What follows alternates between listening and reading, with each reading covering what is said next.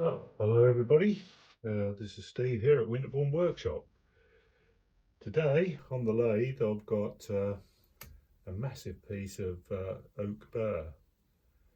I say oak burr, there's burr in some portions, as you can probably see, and not in others, but I don't mind that. Few cracks, tiny little bit of woodworm, plenty of bark inclusions, so it could be a bit mucky. I've already sized up the bottom for a reasonably large tenon, just so I've got some idea of where I've got to go to. The piece is 8 inches deep, 17 inches across, and I'm going to core it out, probably get 3 out of it, maybe 4. I'll use my small corer knife to start with to take something out of the middle, and then go up to the larger one. So without further ado, let's get spinning. Turn the lathe on, always helps. Now this piece of wood I got from Tree Cycle UK. The chap is brilliant there, Ben. He's got loads of blanks, he's got an online store, I'll put a link to that in the description. And I don't very often buy blanks, to be perfectly honest. I had 1 or 2 interesting ones off him. What I love about the place is you can have a wander around and pick bits out, and just lumps that he's taken off trees, and he'll give you a decent price for them, and then I'll see what I can get out of each lump. And this is one of those lumps. Started off a lot bigger than this, so I've got some bits on the floor waiting to be processed. So without any further ado, let's get going. I better spin this up slowly to start with. Probably not getting more than about 400 out of it if I get that.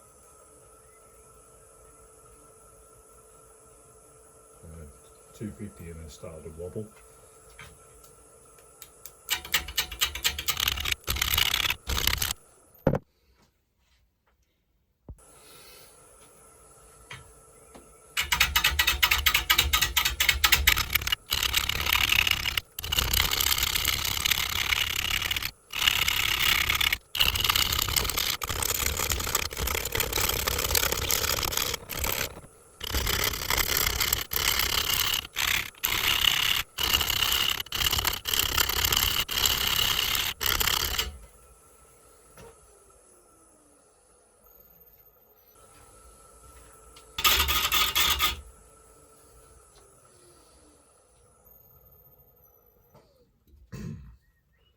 Well, this could take some time, so I'm not going to bore you with getting it down to a reasonable round.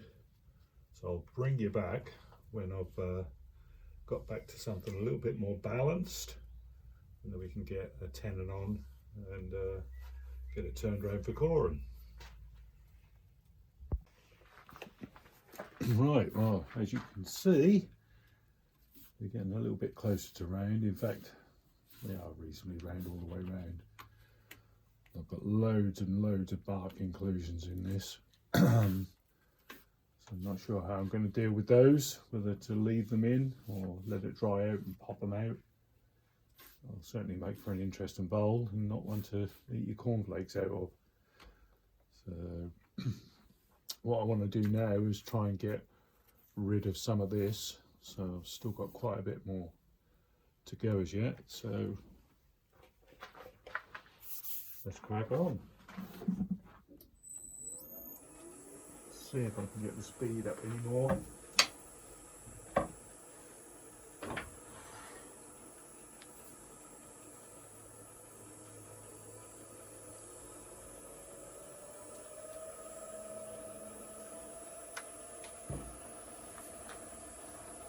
Oh, I'm good. We're almost.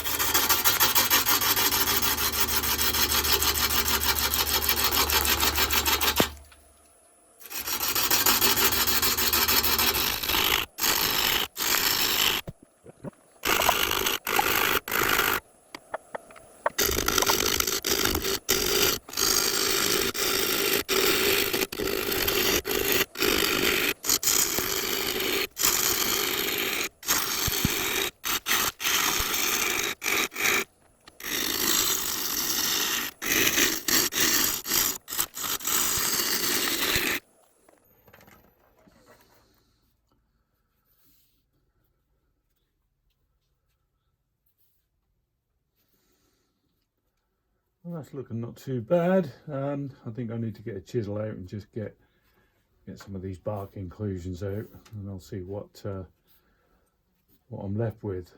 So I'll do that off camera. Don't want to bore you. Speak it a bit.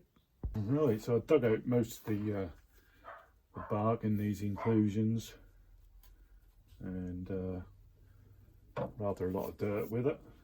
It was clay, so at least we know where it come from. Some sort of clay area, which a lot of inland Suffolk is, and probably from somewhere near the bottom of the tree. But I can see some absolutely amazing figure coming through there, these little burrs.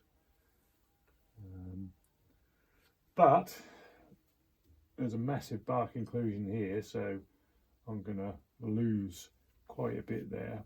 Well, I'm not going to lose that, it's just going to be part of the bowl. It's not going to have a solid rim all the way around, be a big hole there.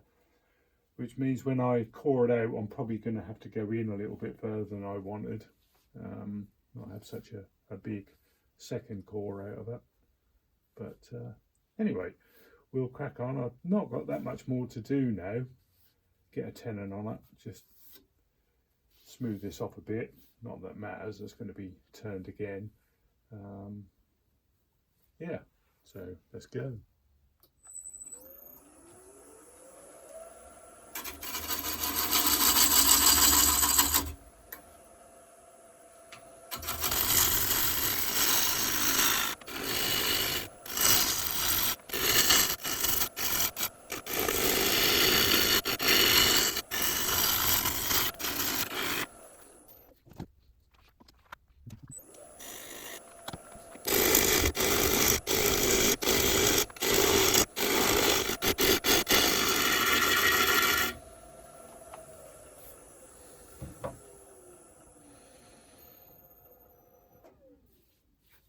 I'm leaving quite a large pedestal on there for the time being.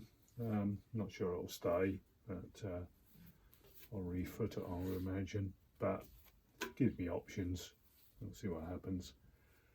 So just need to right, got it all set up with the coring system. So I'm using the small knife just to get an 11-inch bowl out of the middle.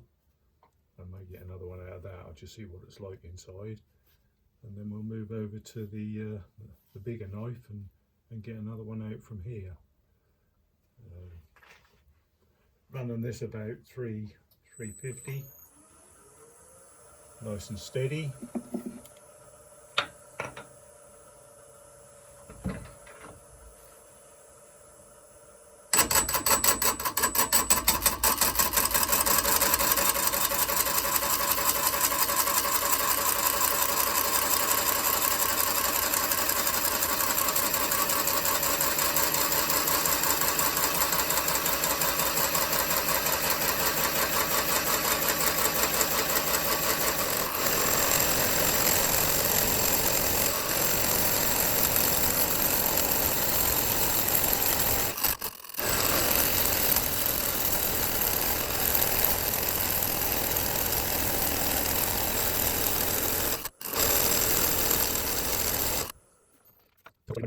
Damper wood in the middle, the process will speed up a bit. And I've got a groove in there. I can get the nice support in.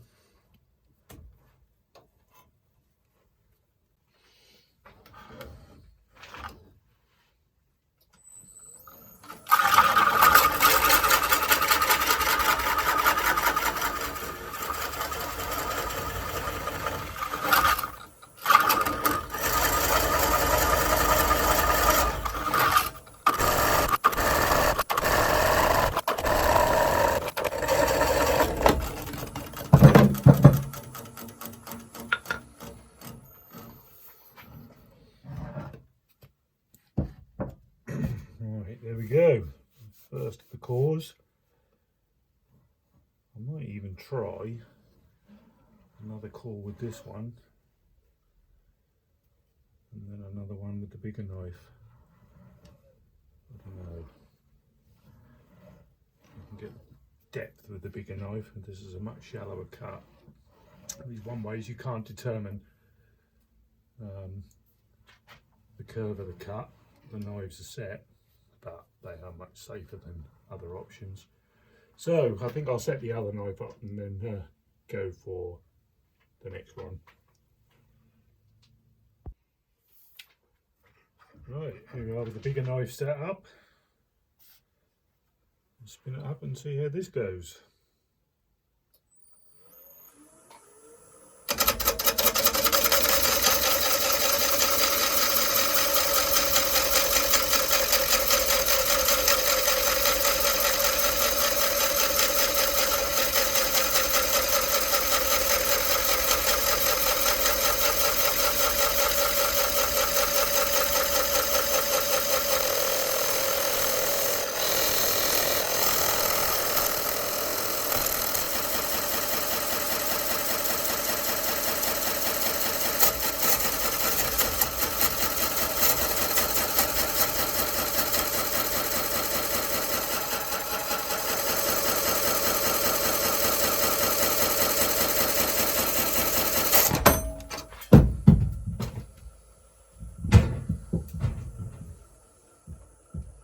That didn't work too well, did it?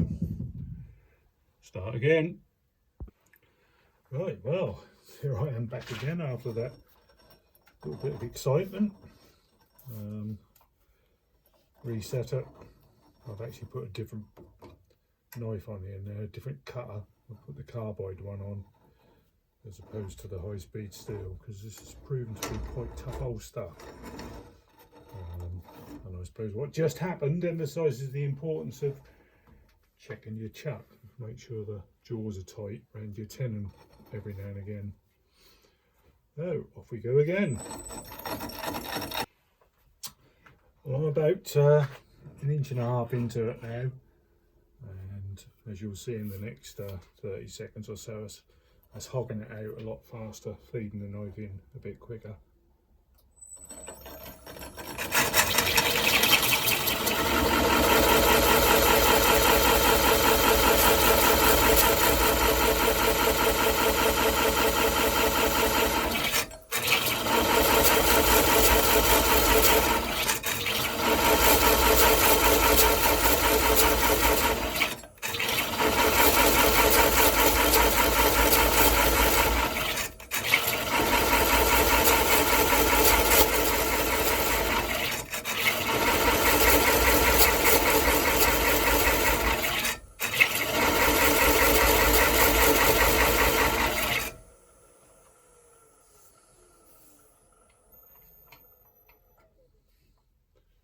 Right, I shall carry on doing that and bring you back near the end.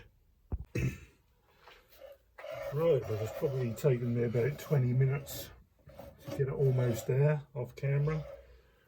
Problem with this is being a burl, there's so many contrast and densities, so you've got to kind of push the knife in to get through the hard bits, but then restrain that push, otherwise it will sink itself into the soft bits, and I'm guessing if that happens, there's a good chance you'll stop the lathe or it will come flying off the chuck again. So, last little push now. Let's see how it goes.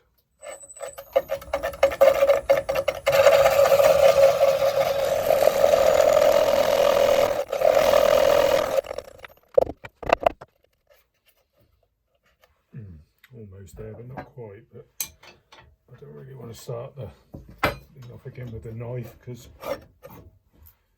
chances are if I do that, with it being so out of true, I'll cause another disturbance. Let's just get something to lever that out with. There we go. That's a decent sized bowl. Lots of beautiful burr coming through there. I'm not sure if that's coming through on the camera. So that's number 2. Now let's set up for what's probably going to be the last one.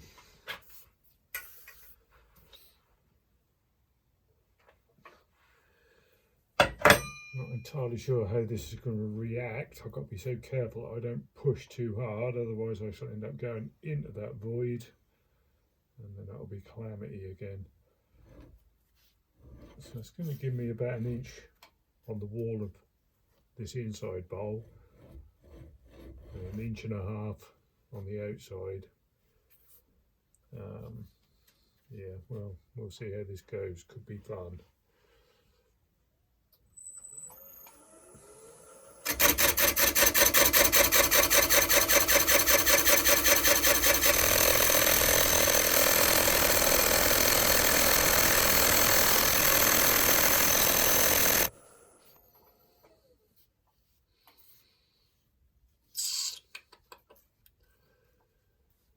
You know, I think I might go in there, get the tool rest back on, and go in there with a reasonable blade and see if I can cut some of that out, get past that scary bit. Yeah, I'll do that and then put the knife back on.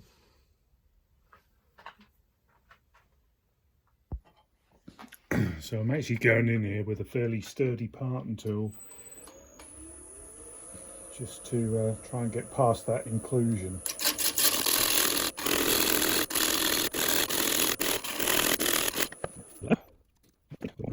Yeah, so I've just got to ream the side out a bit with the knife here, but let's give it a go.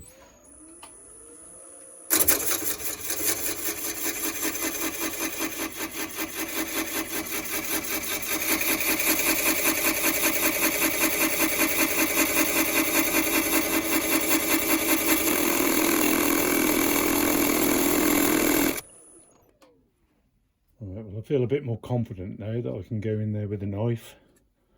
Again, it's going to be a long, slow process. Obviously better than 2 bagfuls of shavings on the floor and 1 bowl. But I'll bring you back in just a bit. Right, well, it's now 20 minutes later and I'm almost there. Can't stress enough the importance of taking this whole process really slowly.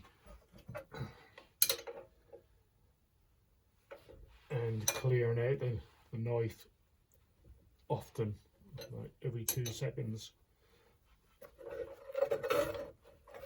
So I know I'm almost there because when the knife is in, it's almost at right angles to the bed.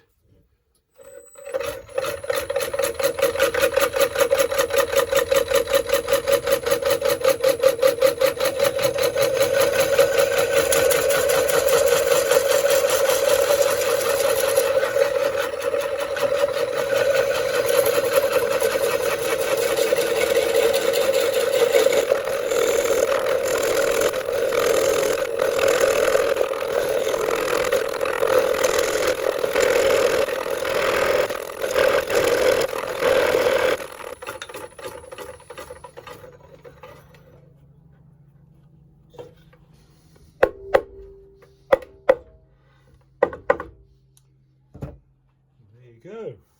It's free.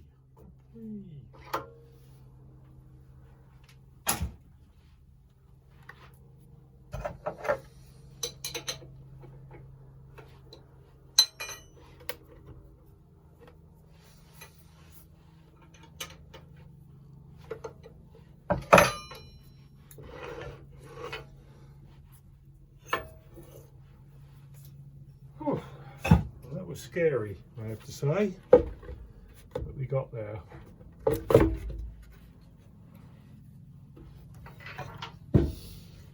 got a decent sized bowl out of that core.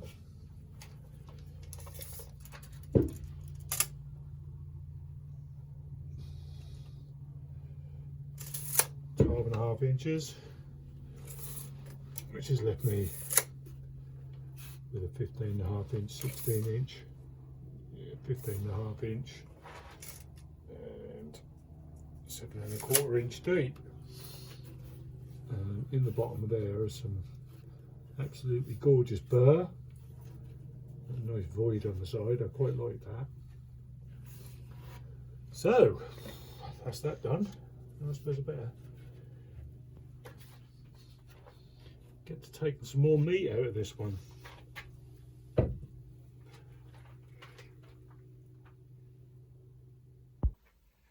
Okay, so I've got to turn round now.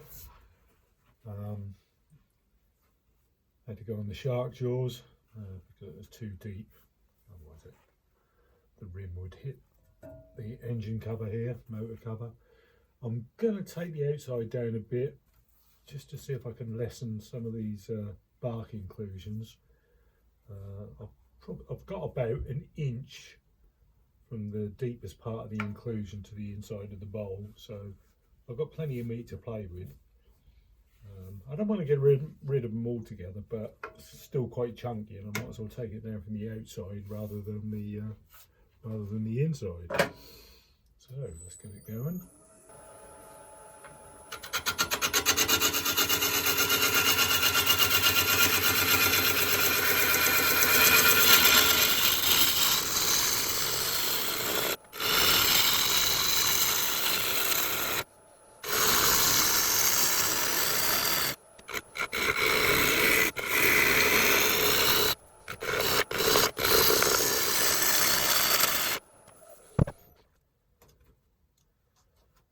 Lumber bark in there, a couple of bits there, but brought those inclusions down quite a bit, I think. I've got absolutely heaps of meat at the top here. I want to round this up a bit as well. At the moment it's a bit too steep, so yeah, a little bit more on it yet, I think. We set it aside to dry out a bit.